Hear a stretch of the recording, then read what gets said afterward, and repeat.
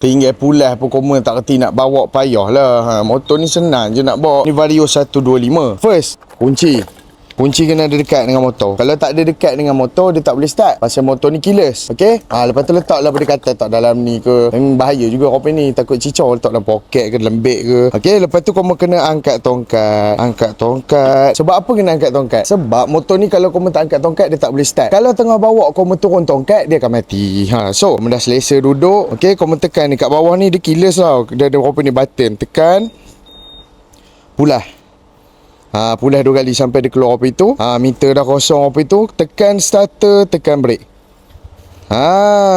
Baru boleh start. Okey, lepas tu kamu nak jalan, kamu boleh jalan terus pasal motor ni tak pakai gear. So tinggal pulas je. Pulas slow-slow.